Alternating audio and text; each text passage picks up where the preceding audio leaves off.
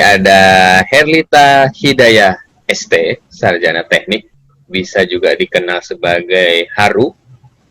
Terus ada Reza apa nih namanya nih? Reza Riyadi, Pak. Reza Riyadi ST. Terus ada Miranda aja kan ya? Plus ST-nya ya, Miranda Miranda ya. Mawarni.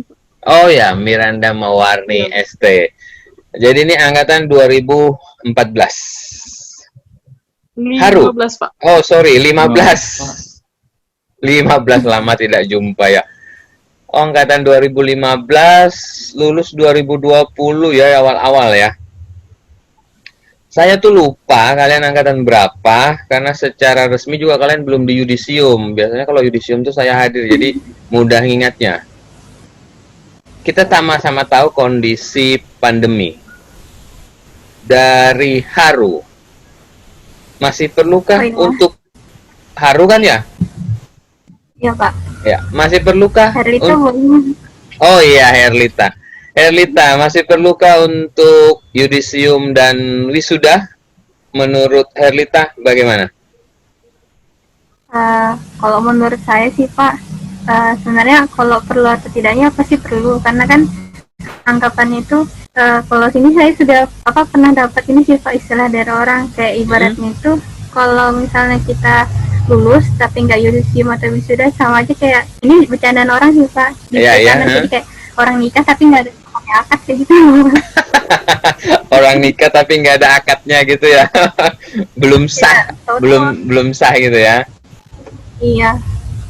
Artinya yudisium maupun wisuda harusnya tetap kemungkinan bisa tetap dilaksanakan, tentunya tetap dengan pengawasan gugus COVID ya, dengan menerapkan protokol kesehatan ya. Tapi teman-teman yang baru lulus itu tetap mengharapkan dari pihak perguruan tinggi tetap melaksanakan yudisium dan wisuda ya, Herlita ya, karena nggak sah kalau ada saksinya tuh bilang nggak sah gitu ya. Iya, makasih Herlita. Kalau Reza sendiri gimana? Kalau dari saya sendiri, Pak, kalau untuk yudisium tuh sangat penting banget, soalnya kan itu kayak acara sakral gitu loh, Pak, acara tiap dalam, kalau Unmul kan ada 4 kali wisuda, berarti kan ada otomatis ada 4 kali yudisium, Pak. Ya. Itu. Jadi tetap pengen diadakan ya, Reza ya? Iya, Pak, karena dokumentasi itu sangat perlu, Pak, untuk kenangan, Pak.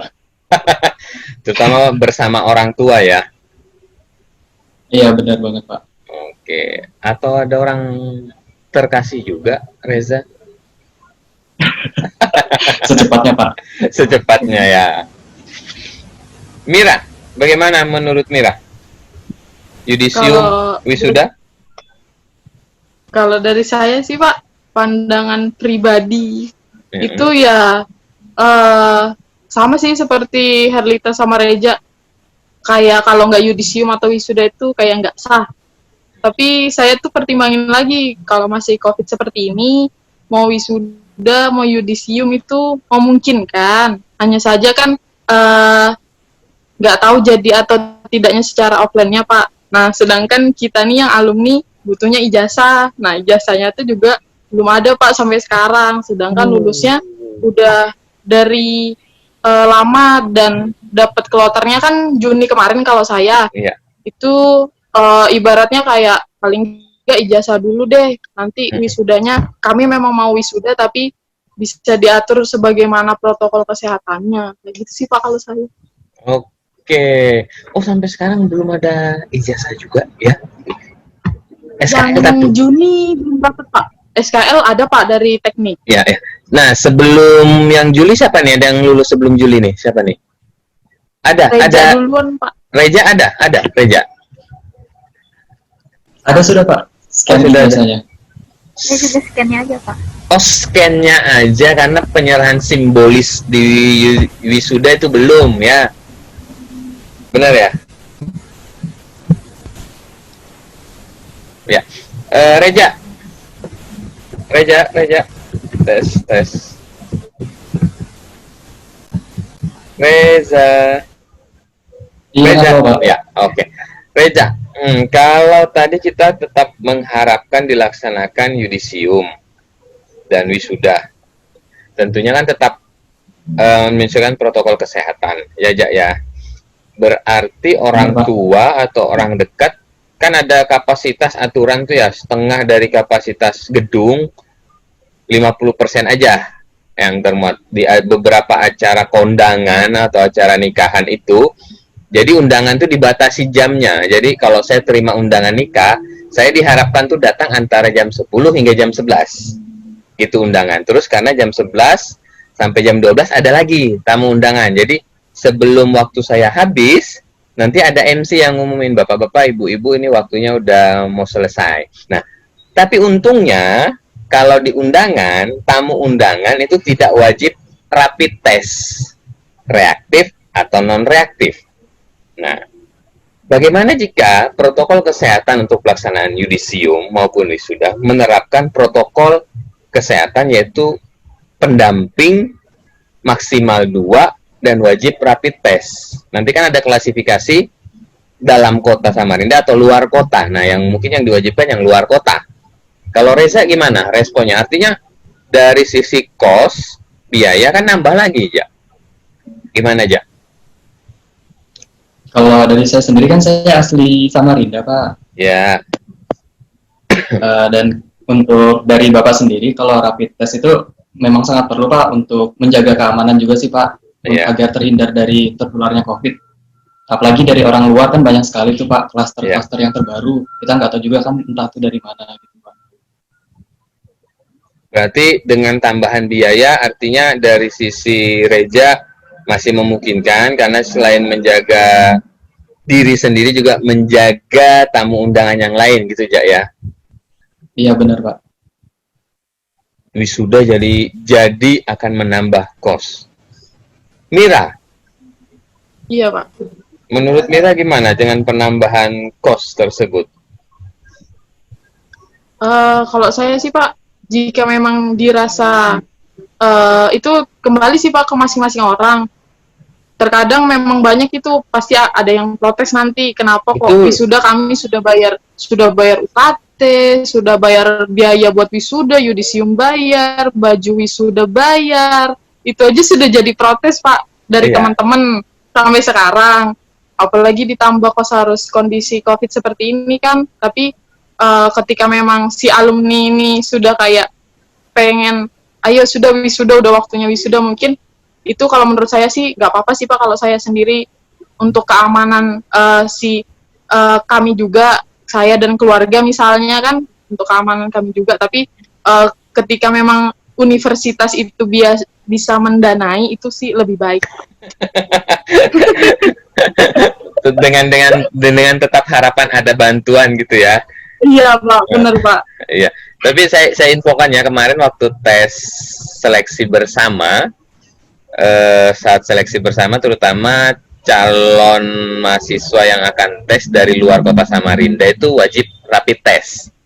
Salah satu yang memfasilitasi ialah klinik di Fakultas Kedokteran. Tapi yang seperti disampaikan Raja tadi juga benar, bahwa kalau yang dari Samarinda artinya tidak ada perjalanan luar kota dalam 14 hari, tidak perlu selama tidak ada indikator suhu. Jadi cukup dicek suhunya, seperti itu. Nah, saat itu memang muncul juga kendala bahwa beberapa peserta merasa artinya background latar belakang ekonominya kan beda-beda, harus bayar segitu untuk ikut tes seperti itu. Tapi ada beberapa kebijakan yang disikapi dari universitas saat itu. Artinya wisuda dengan menerapkan protokol kesehatan seperti itu berarti masih memungkinkan ya, walaupun pasti akan ada keberatan kiri dan kanan. Haru. Bagaimana menurut Haru? Masih proporsional pelaksanaan wisuda dengan item-item atau protokol kesehatan di masa adaptasi kebiasaan baru? Gimana? Haru dari Balikpapan kan ya? Ya, Pak. Ya. Herlita, silakan. Kalau dari saya sebenarnya dari teman-teman tadi, dari Rija dan Mira, maksudnya buat memang keamanan bersama itu penting. Soalnya kemarin saya juga sempat keluar kota, tapi ke Kabupaten Pasir, dan mereka memang menerapkan kalau misalnya orang yang datang ke daerah itu harus ini didata dan sebagainya, walaupun memang waktu itu tapi kan melihat kondisi kalau misalnya sekarang ini lagi merebak ya Pak di Kaltim, jadi sebenarnya itu perlu, cuman apa ya, yang lebih perlu itu mungkin kalau menurut saya keamanan pas di tempat wisudanya, karena kebanyakan orang-orang udah rapid test tapi pas di tempatnya maksudnya nggak jaga protokolnya, itu yang lebih riskan sih kalau menurut saya. Pastinya tentunya kan kalau orang dari luar ya mereka benar-benar aware dari kediaman masing-masing, berarti emang maksudnya belum ada kontak dengan orang. Nah pas yang di tempatnya itu yang perlu banget buat dijaga sih, ini dijalankan protokolnya. Iya, kalau nggak salah satu protokol kesehatan kan juga outdoor ya, sirkulasi udara yang baik kan ya. Berarti di depan situ dong ya dikasih tenda gitu ya. Tapi kan sudah ada solusi di beberapa sosial media bahwa kita kadang melihat yang virtual. Iya kan? Kalau virtual gimana, Mira?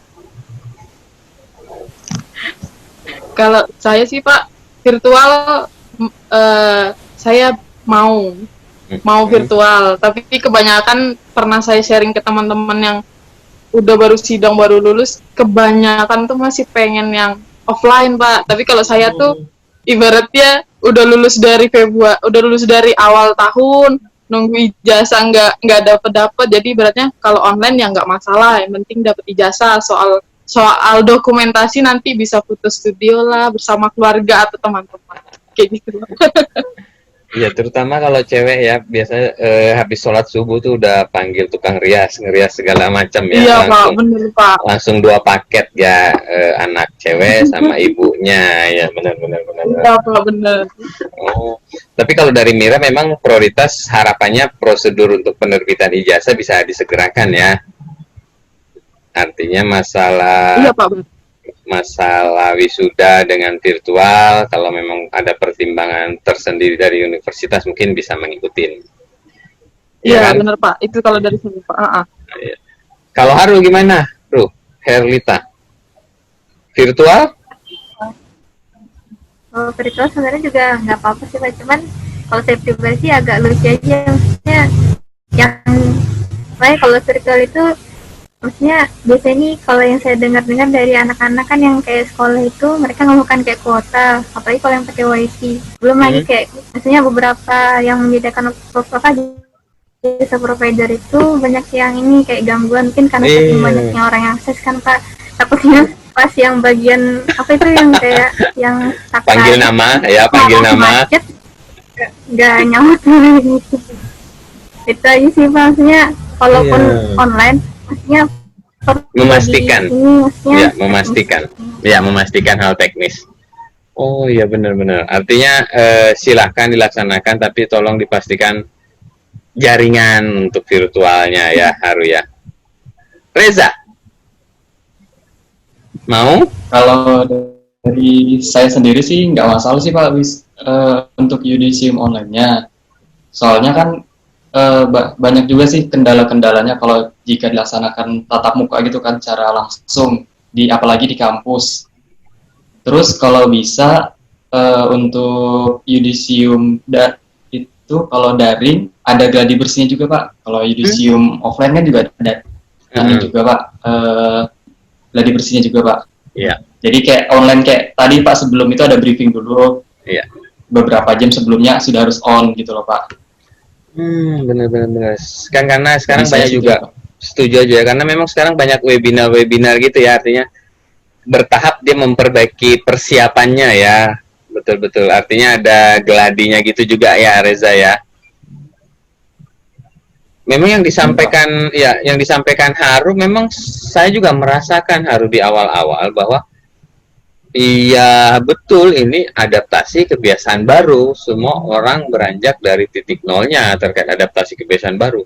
Bayangkan ya kan, kalian kalau nggak salah semua pendadaran langsung kan ya di ruang.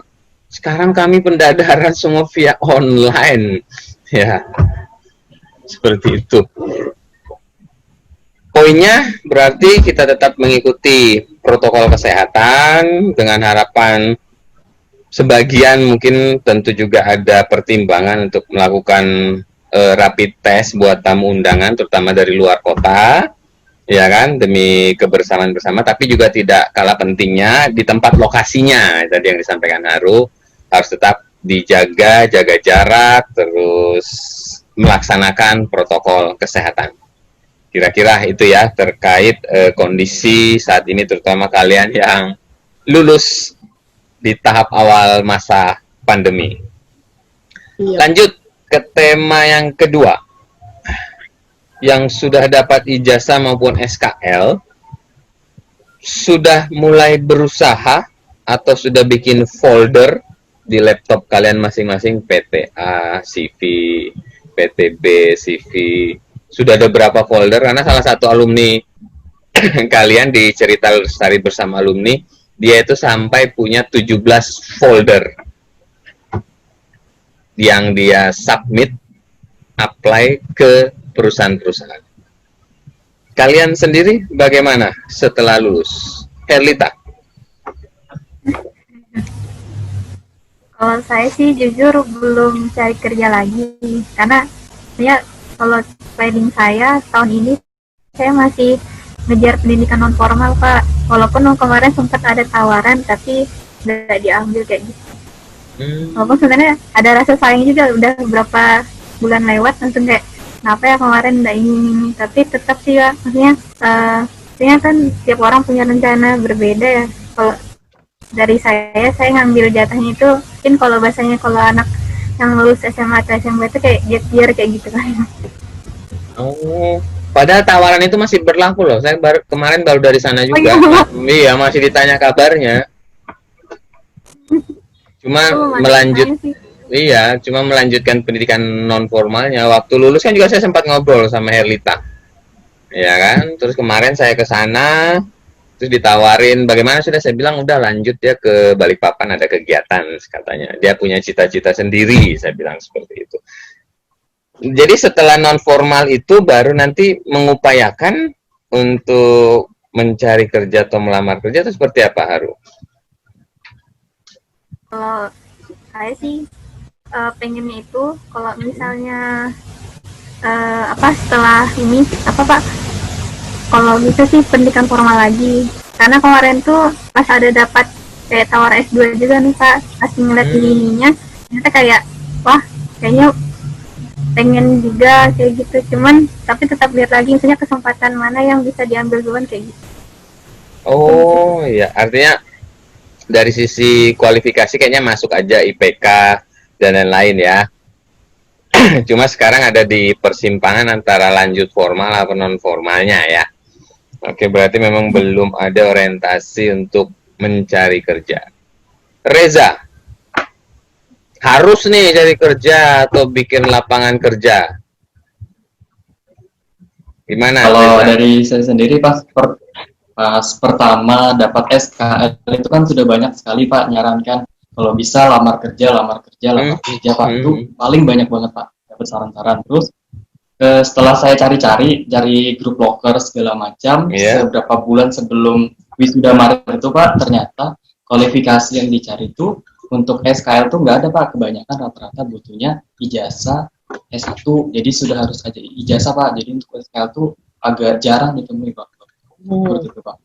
Tapi setelah dapat ijazah, udah bisa dong? Kan udah dapat ijazah, Reja? Nah, setelah dapat ijazah, baru ada beberapa perusahaan yang nawarin loker. Nah, itu saya sempat apply juga Pak untuk beberapa. Cuman dalam saya nunggu berapa minggu, berapa bulan itu nggak ada kabar. Maksudnya sudah saya masukin, saya sudah apply, cuman belum ada kayak panggilan interview segala macam. Udah berapa lama itu apply-nya? Kalau untuk sejak terbitnya ijazah tuh kalau nggak salah bulan Maret Pak. Untuk bulan Maret, April tuh masih kosong Pak. Jadi Juni, Juli, Agustus, 5 bulan ya? 5 bulan dari kalau untuk loker dari bulan April tuh sepi Pak, benar-benar nggak ada sama sekali Pak. Iya.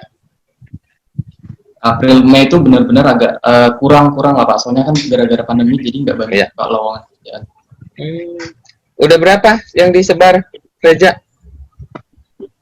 Kalau saya hitung di folder sih lebih 10 Pak, kalau kurang lebih 10 Pak. 10 ya? Ya, Itu 10. nyari teknik lingkungan semua aja. Teknik lingkungan nggak bisa Pak, itu ternyata dia butuh sertifikat ahli K3 umum Pak, jadi harus ikut pelatihan dulu Pak baru bisa. Jadi saya nggak bisa apply karena nggak masuk kualifikasinya Pak. Nah, yang 10 Untuk kamu kirim itu apa aja? Kalau untuk 10 dari beberapa tuh ada dari PT juga Pak, terus ada tempat di luar dari teknik juga. Iya. Artinya Ada, tidak Pak, seperti ambil tidak di sebidang bagian- ya. Iya. Tidak sebidang Pak. Oh, gitu, Ja, ya. Ja, tapi tetap semangat. Salah satu alumni kamu angkatan 2009 waktu cerita lestari bersama alumni, dia nunggu tuh 8 bulan, Ja, sampai 10 bulan. Lama banget Pak. Iya, beneran. Jadi dia memang waktu itu dia bilang, ya udahlah Pak, dapat enggak juga. Jadi dia sambil ngeplay lagi terus jalan. Nah, kenapa saya tanya kok lama banget 8 bulan 10 bulan? Iya, Pak. Pada saat itu posisi yang saya lamar atau yang saya ajukan, pada saat itu orang di situ enviro officer-nya resign. Nah, dia resign terus lamarannya itu ada di HRD ya kalau nggak salah lokernya itu. Terus dia ambil, terus dia telepon. Udah langsung panggil wawancara dan rezekinya ya udah 8 bulan apa 10 bulan, Ja. Jadi memang gitu. Nah, satu lagi yang cerita lestari bersama alumni juga angkatan pertama, belum tayang juga sih. Dia sampai 17 folder. Dia pesan sama saya, Pak, kalau bisa memang yang seperti Reja sampaikan tadi, ada sertifikat K3LH. Bener banget. Sehingga salah satu ide, saya diskusi dengan dia menawarkan, Pak, kalau bisa ada mata kuliah pilihan, yaitu K3 lanjutan. Saya bilang, apanya yang dilanjutkan? SMK3-nya. Karena kalau sistem manajemen K3 itu bisa masuk berbagai lini industri. Gitu. Jadi tetap semangat, Ja, untuk posisi lamarannya. Kan sudah punya ijazah. Kayaknya terjawab ya dari Mira ya, SKL kayaknya nggak bisa ya Mira ya. Jadi memang nggak ada nge-play atau submit lamaran, Mira. Kalau saya sih Pak, ada Pak, lumayan saya apply, tapi kan saya tuh carinya via web, Instagram, yang seperti itu Pak. Sampai kemarin juga sempat kena tip. Terus hati-hati. itu saya lumayan banyak sih Pak. Dan iya Pak, itu dia hanya menggunakan CV. Jadi saya udah ada ibaratnya baru lulus, udah ada keterangan dan lain-lainnya. Jadi modal saya hanya CV, jadi saya apply banyak. Kemarin itu saya cari sih sebenarnya sebelum waktu sidang Pak, udah dari Desember siapin berkas dan lain-lain.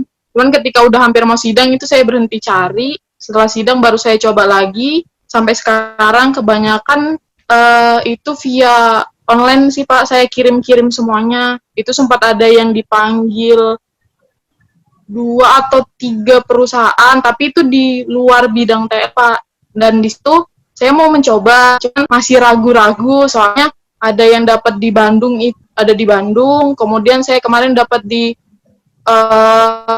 Samarinda juga Pak. Yang satunya saya lupa di mana. Itu nggak saya ambil karena masih ragu-ragu Pak. Kebetulan lagi COVID juga, jadi orang tua nggak izinin kalau kerja sampai di luar pulau.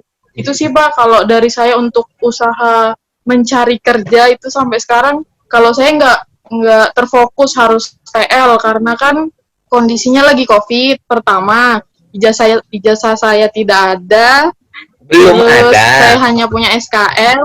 Oh iya, belum ada. Saya hanya punya SKL. Jadi saya modal ijazah tuh kalau ada yang minta nih Pak.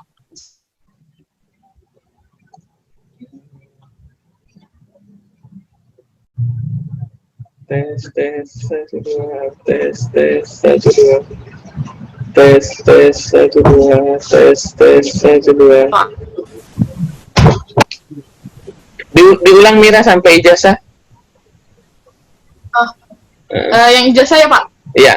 Kalau saya proses mencari kerjanya itu ibaratnya ketika nanti perusahaan ada yang menanyakan soal ijazah, itu saya hanya modal ijazah SMA. Di sini, tapi ketika mereka bertanya, saya jelaskan saya sudah lulus kuliah di bidang apa, lulusnya bulan berapa, dan saya punya modal SKL. Itu sih Pak. Nanti itu kemarin tergantung si perusahaannya mau menerima atau tidak. Kemarin saya sempat Pak ditanyakan di 3 perusahaan yang saya dipanggil. Mereka menyanggupi, cuman saya yang tidak ambil. Yang 2 saya tidak ambil, yang 1 sepertinya tidak, setelah interview tidak diterima sih. Soalnya memang tidak membidangi hal itu. Ya, Herlita di persimpangan, Reja udah ada 10 folder untuk ngeplay, Mira udah ada beberapa. Cuma memang hati-hati buat kalian semua dan teman-teman yang lain, itu banyak juga dari cerita alumni. Hati-hati penipuan, intinya gitu. Ada yang kemarin dapat surat panggilan untuk terbang ke Papua, Freeport, terus dia telusuri ternyata juga kayaknya ada indikasi penipuan. Terus ada juga yang panggil interview lintas pulau, artinya ngelamar kerja tapi keluar duit gitu ya, artinya kan masih bisa berpikir rasional di posisi pandemi saat ini. Jadi memang harus hati-hati. Cuma yang menarik ialah karena kerjaan yang ada belum tentu sebidang. Iya. Iya. Saya belum bisa banyak cerita di situ, tapi beberapa alumni di Cerita Lestari bersama alumni ini, ya konten kuliahnya yang digunakan karena bidangnya adalah pola kita belajar. Itu ada satu pendapat yang seperti itu. Ada juga pendapat yang bilang, kalau sebidang saya tidak belajar dari dasar, Pak. Saya sudah bisa melanjutkan apa yang saya peroleh saat kuliah. Nah, itu artinya dia tidak mulai dari titik 0 untuk mencapai angka 10, dia bisa mulai dari 3, 4, atau 5 untuk ke angka 10-nya. Tapi sekali lagi ya, yang disampaikan orang tua Mira ya, hati-hati. Ya, itu artinya kan kita tetap nurut orang tua kan ya. Benar Pak, benar. Begitu kira-kira ya. Oke, Reja.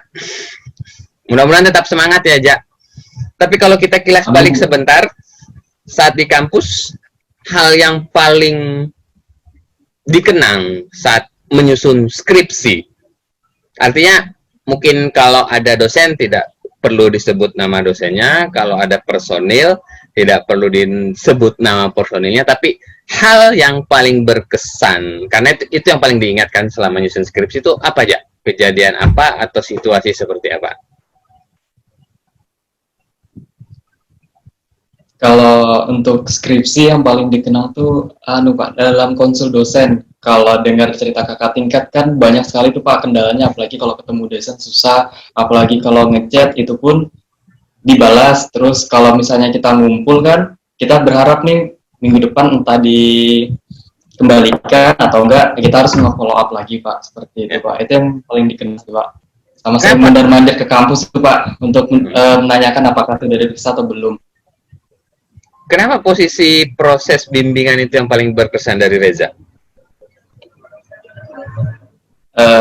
Karena dengan itu maksudnya kita tahu apa aja sih yang perlu, ya apa aja sih yang kurang dari skripsi kita, terus kita juga bisa lebih tahu gimana sih cara metode pembimbing, cara memeriksa segala macam gitu, kita bisa lebih dekat lagi. Apalagi kalau kita sering ketemu dalam bimbingan skripsi itu Pak, kadang bisa tiap minggu atau enggak beberapa minggu sekali Pak, seperti itu.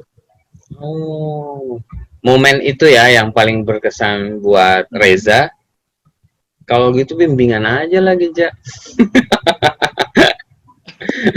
Ke jenjang selanjutnya, S2 maksudnya. Mira. Iya Pak. Apa yang paling berkesan sama Mira selama proses skripsi? Kalau skripsi Pak, saya sih lebih ke proses mengerjakannya Pak. Jujur, kalau saya jujur sih Pak, bidang yang saya ambil di skripsi itu ibaratnya ketika saya membuka apa sih mata kuliah yang saya sukai, ya saya paling suka kan ibaratnya yang nggak susah, ibaratnya bisa dipakai logika itu kan K3 Pak. K3 yang nggak banyak teori, langsung ke lapangan. Terus ternyata saya ambil perencanaan, ibaratnya di situ kayak saya belajar lagi.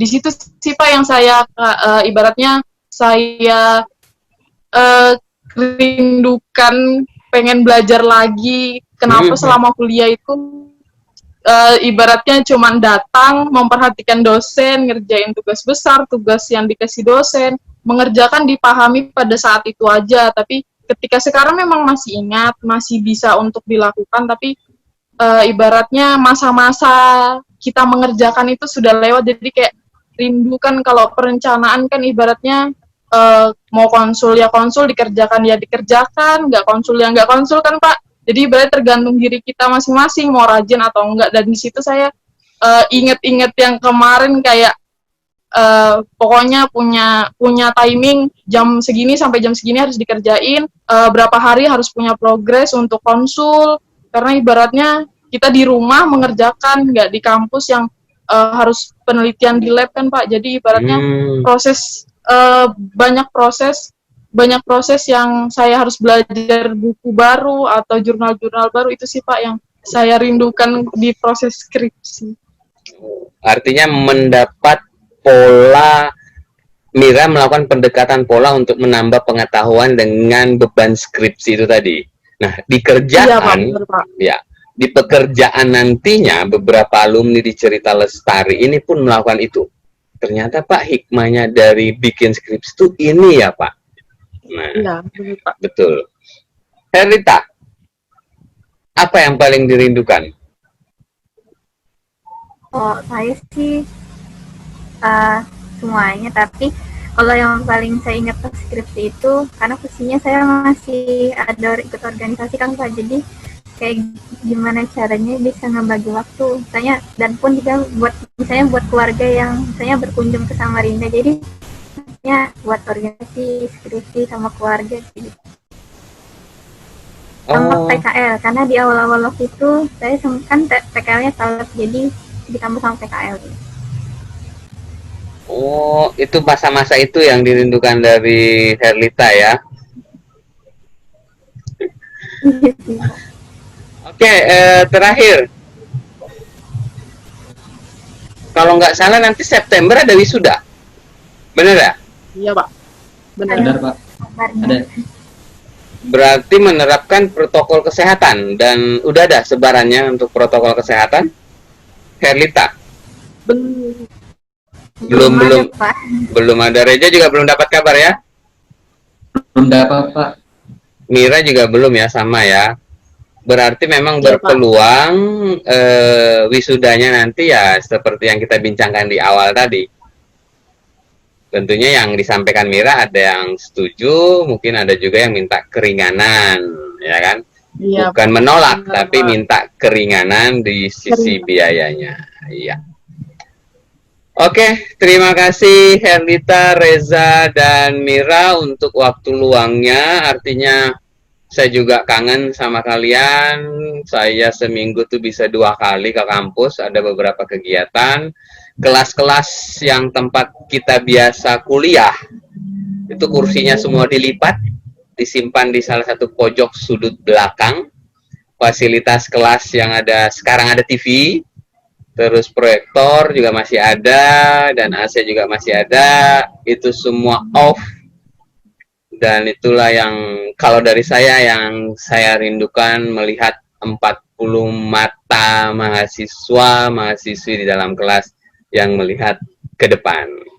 Sekarang saya harus melihat webcam ini untuk berkomunikasi dengan mereka semua. Tapi salah satu hal yang saya lakukan ialah video wajib. Dan kita harus hadir di ruang yang sama.